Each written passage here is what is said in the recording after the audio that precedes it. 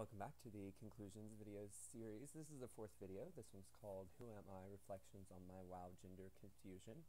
In this video, I'm going to be detailing some of my own experiences in World of Warcraft, especially in regards to gender, and I'm going to basically explaining something that if you've been following the videos, I'm sure you've noticed, which was a tune shift from a male tune to a female tune. And not just a tune shift, the characters of these tunes, both in terms of actual coded affordance, the lore behind the races, the lore behind the classes, the functionality of the tunes, right down to the kind of play style that I am allowed with both of these tunes changed really dramatically. So I want to sort of explain how that happened and also look at some of the affordances in-game that may have influenced that choice. So in order to do this, I want to talk a little bit about my real life experience that may have bled into this, and I also want to talk about the two characters in question here. They're not my only two tunes, but they're certainly the two that I play the most often, and that's Backstabzer, who you're looking at now, and Jaelia, who was introduced in the second video, but you've seen a lot of her since then. That's because I am playing her quite a bit. So first, a little bit about me in particular.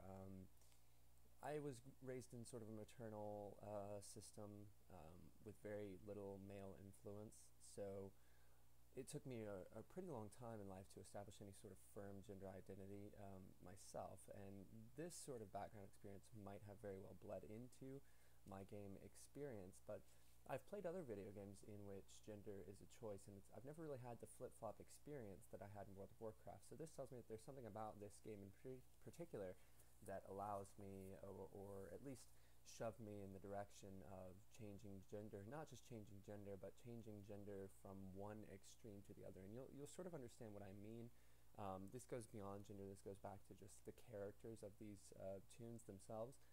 So how I want to break this down is I want to talk about Jaelia first, and I want to talk about her in terms of her class, which is Paladin, and race, which is Draenei, her appearance, her functionality, her role in the World of Warcraft realms, her faction, which is the Alliance, and then her gender.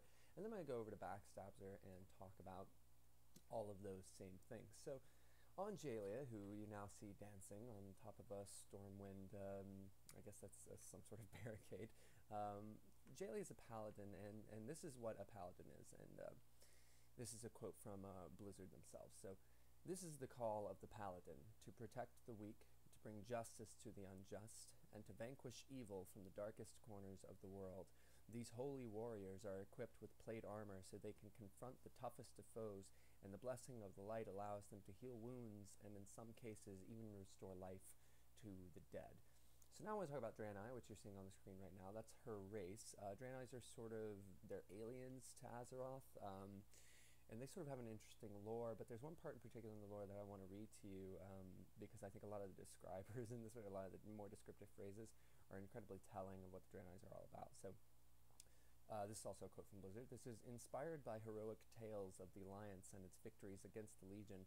The Draenei sought out and pledged their loyalty to this courageous faction. Not long afterward, Velen and his noble refugees played a key role in urging the Alliance to invade Outland and disrupt the Legion's nefarious activities. Armed with their unshakable faith in the light, the Draenei ventured to their embattled former home as steadfast members of the Alliance and defeated their ancient demonic rivals." So if any of that sort of went over your head in terms of lore jargon, don't worry about it. What I mainly want you to take away from this, if you're not familiar with the lore, is all these mentions of heroic deeds and light and justice and all these really, really positive attributes. So now I want to talk a little bit about Jaelia's appearance. She's obviously pretty dainty, got the nice curvature form. A lot of people contend that the Draenei is one of the most attractive female races in the game, second only to Night Elves. So she's obviously very pretty, but with a very sort of stern face. This is the exact opposite of how I look in real life. So this could have perhaps fed into my choice to play her. In terms of functionality, Jaelia is able to do all three roles, which are DPS, tank, and healer, but I play her as a tank and a healer. I don't play her as DPS. I enjoy tanking a lot, especially as a female, because and this is terrible, but it's the truth, the expectations are so low that I found it was actually more advantageous to learn the game because I was playing as a female, there was a lot more, or a lot less expected of me, and there were a lot more compliments given out when I did things right, and there was a lot less criticism when I did things wrong. So coming to the game as a new player, being a female was more advantageous toward learning the game itself. And of course, Jalia does primarily PvE, so she's not fighting a whole lot of other players. She's mostly doing dungeons. I've only done a little bit of questing with her. This is also you've got smaller group sizes. You've got clear objectives. It's a pretty straightforward sort of play style, and this again was incredibly advantageous toward learning the game for me. Now I want to talk a little about our faction, which is the Alliance. This quote's from WoW Wiki. The Alliance, aka Grand Alliance, is one of two major political factions of the mortal races in Azeroth, its counterpart being the Horde. The Alliance consists of powerful cultures and groups bound not by desperation or necessity, but by their deep commitments to abstract concepts like nobility and honor. The Alliance was once also known as the Alliance of Lordaeron, when its leadership was centered in Lordaeron. However, the Alliance was forced to move the bulk of its forces to Kalimdor and to the southern eastern kingdom's continents of Khazmodan and Azeroth after the Plague of Undeath ravaged the kingdom of Lordaeron several years ago. Although the remaining living nations of Lordaeron are not as strong as they once were, they have pledged their loyalty to the Grand Alliance with the hopes of becoming strong once again. Over the course of the years, new members and races have joined the Alliance, furthering its united strength. And the Draenei actually are one of those newer races. The only race that's newer than them in the Alliance is the Worgans, so they are fairly new. And the last category I want to look here is gender. I sort of briefly mentioned it already, that the expectations are a lot different playing as a female, so I found it easier to pick up the game. And since I started teetering around with this not that long ago, World of Warcraft that is, it was just a better fit for me to go in, and trust me, I'm not condoning or not saying that it's right or that it's fair that female avatars, there's less expectation for them, but it's simply the way it is, at least in my experience, especially when you don't have something like Vent. When I don't use Vent.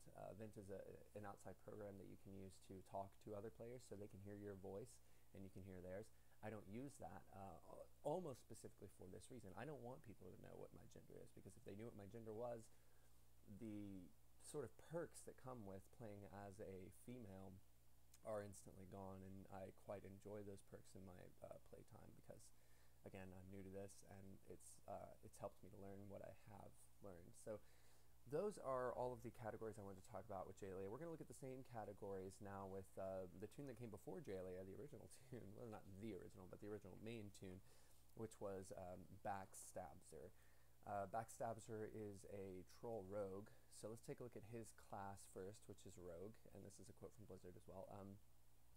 For rogues, the only code is the contract, and their honor is purchased in gold. Free from the constraints of a conscience, these mercenaries rely on brutal and efficient tactics. Lethal assassins and masters of stealth, they will approach their marks from behind, piercing a vital organ and vanishing into the shadows before the victim hits the ground. Obviously, huge contrast to what you heard about paladins. Just the describing it was a lot different. You've got, free of a conscience, brutal, efficient, mercenaries. It's a much different dynamic as a rogue. And this is the describer for the trolls here. This is also from Blizzard.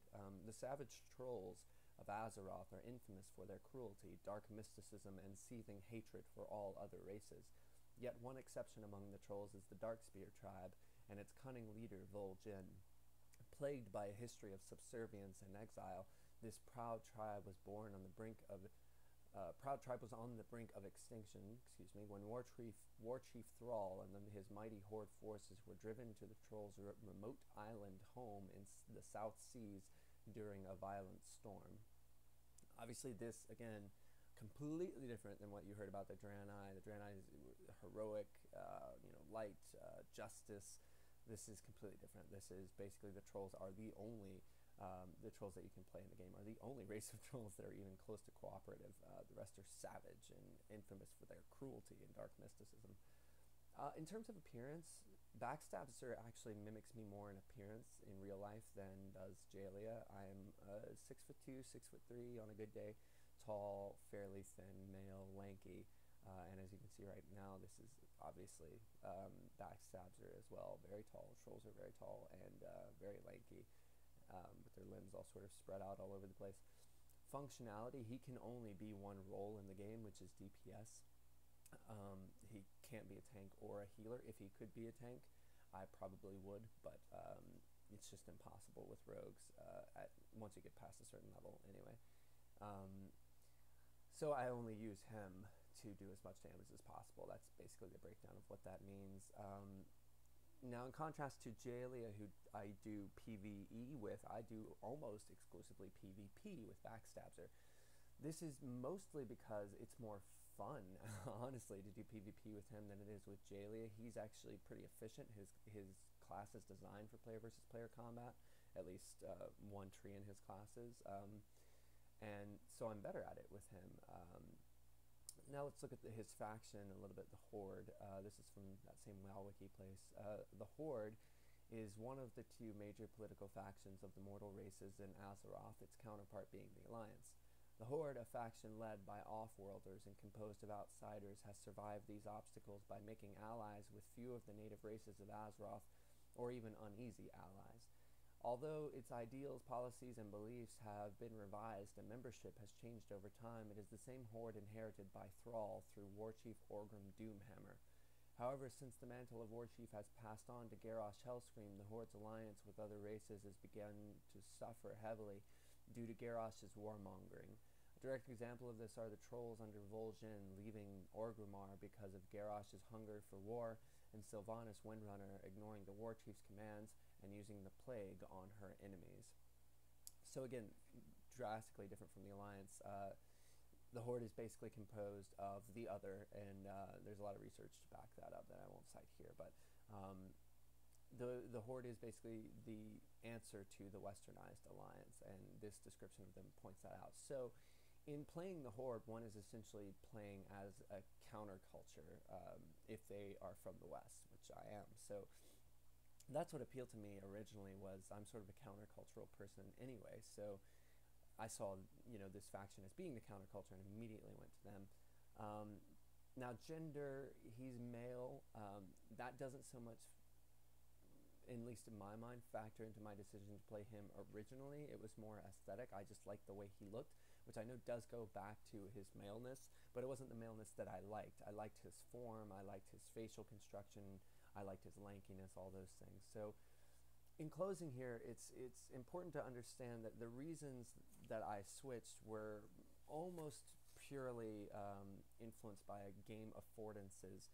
I started out as one thing and then started playing another thing and decided that I liked doing that more. In terms of gender, that could have been fed onto or at least enhanced by my own real-life gender experience, but I feel that what influenced that a lot more were the affordances that the game itself allowed. Honestly, I just got tired of playing player versus player. I just got tired of playing DPS. I wanted a more active role. I wanted to assume more leadership, and I wanted to learn the game in doing that. And switching over to Jalia and tanking and healing allowed me that opportunity. And Jalia's expectations being so low, it allowed me that opportunity, and it gave me room to make mistakes. So this went a little past the video. I apologize for that. That is why I switched these characters, and now what we're going to do is take everything we've learned thus far from the very first video all the way up until now, combine it all together, and see what conclusions we've come to together. So I will see you in the next video, which is the final video in the series, Conclusions and the Future of Azeroth.